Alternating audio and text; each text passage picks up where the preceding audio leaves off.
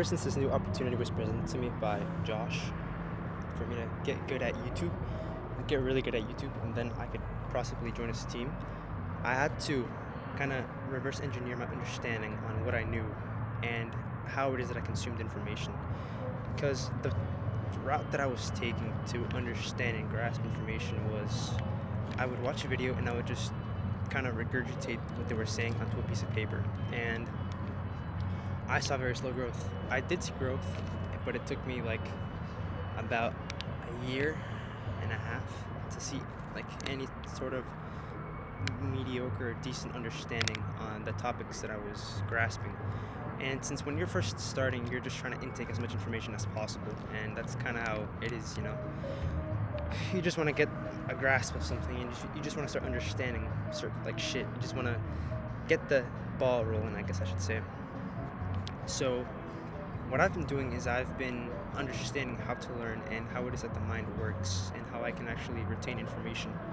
And there's 6 levels to understanding things. The first, I can't tell you what the levels are since I didn't really focus like on them. But the first level is regurgitation, like just basically what I would do, and is just basically regurgitate what they're saying to me, just repeating what they're saying. That's the first level of thinking. And the final level of thinking is creating your own hypothesis on the information that you're intaking. And before that is analyzing and kind of like having counter arguments to the information that you're intaking.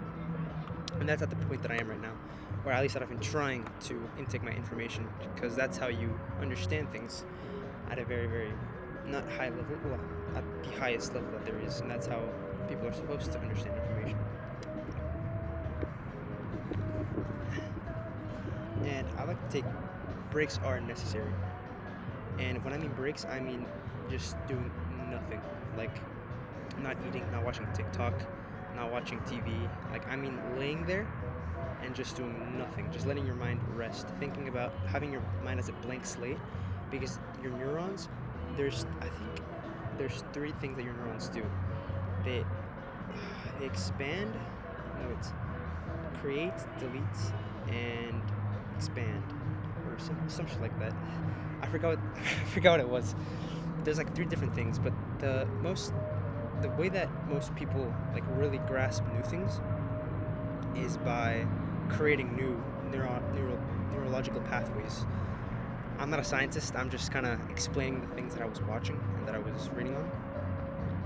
And the way that your mind is able to create new neurological pathways is when you're sleeping and when you're resting.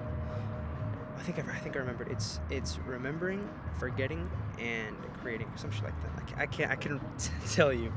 I kind of forgot. But anyways, and I was understanding the basics on how to take notes, on how my note taking was, because my old note taking is probably what most people do. They just kind of jot bullet points on shit that they do, and I stopped doing that, and now I do this. Show you can see, guys. It's I capture the information on this side. You have to separate your piece of paper into 2 pieces. Capture information on one side, just the information that you're reading about or that you're listening to. You write down like the important stuff, and don't write everything down. Please do not write everything down. Just write down the important stuff. And on the other side, you analyze that information. It's one of the highest forms of intaking information and learning, is you analyze things. That's what you're gonna jot down. Your idea, and you're asking questions about the information that you're intaking, such as how can I use this, why must I use this, and when will I use this, and your opinion on that topic or that piece of information that you captured. And that's what I've been doing. I've been watching some videos. I've been watching, Josh has a couple of decent videos on like his skill stack that he needed, the main goal. So the main goal of YouTube and a video is how can I turn a YouTube video into a customer. That's the most important part, and you have to understand how do I get views, how do I get the right type of views, which is basically your ideal client. Like for example, for Ken McElroy, it's certified investors or something like that, investors. But you have to cast a wide enough net so that you can get a lot of people to watch your videos.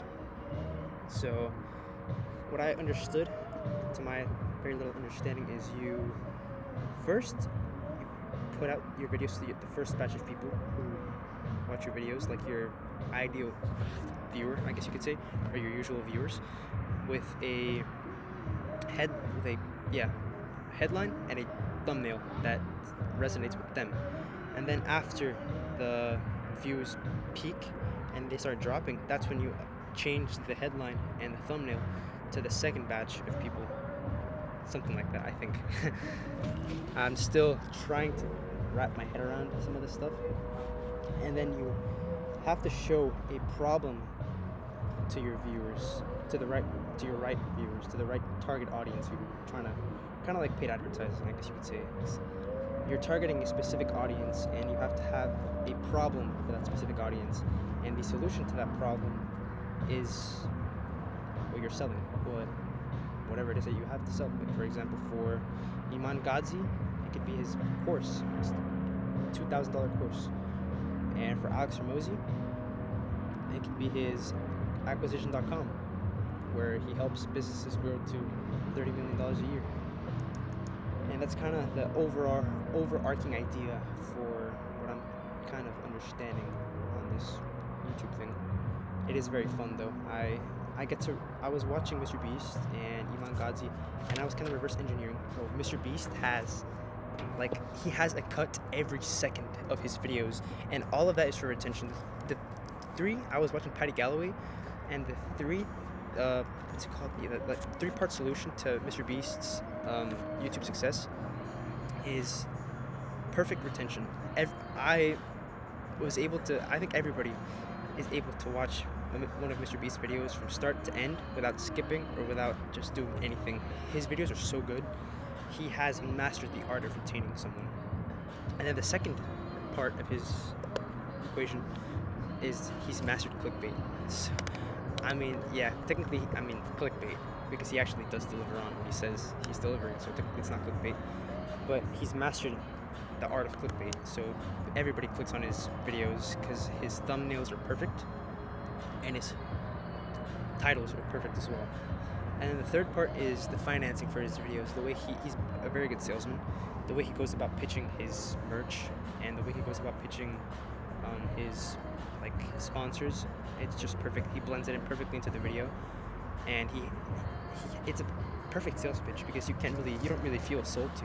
So that's kind of what I've been understanding. Of course, I'm still learning. I'm still ass. But that's the beauty of learning new things. But I do plan on, I'm giving myself 6 months to understand it to a pretty decent degree. Of course, I'm not going to be very good. I'm not going to be super good by 6 months, but I am giving myself 6 months because I do think I am going to be able to see some sort of results.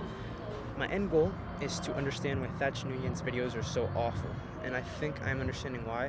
It's his ideas and the way he packages them are it's not the best. But yeah, I'm dragging this video a bit too long, but I'll be kind of tracking the process and the stuff that I learn on this as well. Peace.